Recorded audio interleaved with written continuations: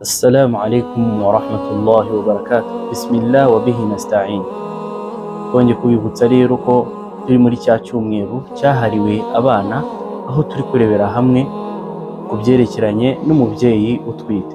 Uyu munsi rero tukaba turi burebere hamwe indwara eshatu zikunze kwibasira ababyeyi bamaze kwibaruka. Kwibaruka ni ikintu gikomeye, buri mubyeyi wese yirahira ko kiri mu bintu bibabaza kuri iyi si. Abashakashatsi bakaba baragaragaje yuko hari igipimo cy'ububabare umubyeyi ubyara ageraho ashobora kugera kuri 54, aribyo ushobora kugereranya no kuvunika amagufwa arenga 20 y'umubiri. Nyuma yaho rero habonekaho kuvunika no kubabara, umubyeyi akaba yarangwa cyangwa se yakwibasirwa n'indwara zigera muri eshatu. Iya mbere rero niyo bita tawaturul riab, nk'uko bigaragazwa n'umudokiteri w'inzobere witwa Tariq mu gihugu cya Imarat. Yagaragaje yuko hagati y'ababyeyi bibaruka 50 na 70% by'abibaruka bahura n'iyo ndwara, ariyo stress disorder, aho usanga ashobora kubura ibitotsi, yaryama akarotaguzwa ndetse agashikagurika mu nzozi. Ibyo rero akaba yaragaragaje yuko iyo ndwara imara hafi icyumweru, ishobora gutangira mu cyumweru cya mbere, icya gatatu cyangwa se icya kane. Niyo mpamvu iyo umuntu abyaye agomba kwitabwaho ndetse bakamuba hafi. Bikaba akarusho iyo ari abantu bo mu rugo iwe, umubyeyi we cyangwa se abavukanyi be, bakamwitaho mu gihe kingana n'ukwezi, iyo ndwara irashira.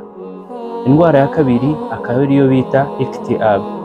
Iktiab wabyita nka depression, ishobora gufata ababyeyi bakimara kubyara hagati ya 15% by'abibaruka, hanyuma ikaba ishobora kumara hagati y'ukwezi kwa mbere n'ukwezi kwa 9.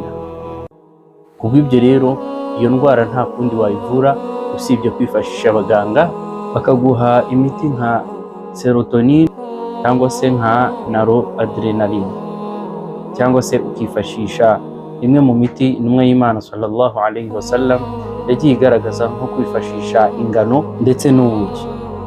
Hanyuma hakaba hari n'indwara ya gatatu ari ikomeye, iyo ititaweho n'umwana ashobora kuhatakariza ubuzima. Iza yisumbuye kuri izo ngizo zabanje, igafata hagati y'umudamu umwe ukimara kwibaruka n'abadamu 1000 mu batuye isi, aho umubyeyi yumva ko agomba kwica umwana we nyuma yo kumubyara. Ibyo bigaragara gute? Ni igihe umudamu atakaza ubwenge, agatangira kumva ko umwana bamuhaye kwa muganga atari uwe, kandi uwo mwana agomba kuvutswa ubuzima. Ubw'ibyo rero iyo bimenyekanye, agatangira kugaragaza ko umwana bamuhinduriye, ni byiza kwihutira kumwitaho ndetse no guhamagara abaganga bakamwitaho, icyo kibazo kikaba cyakemuka. Niba hari uwo uzi byaba byarabayeho, watwandikira kuri komenti cyangwa se ukagira icyo tubwira, bityo tukabasha kunguka ndetse tukungura n'abandi.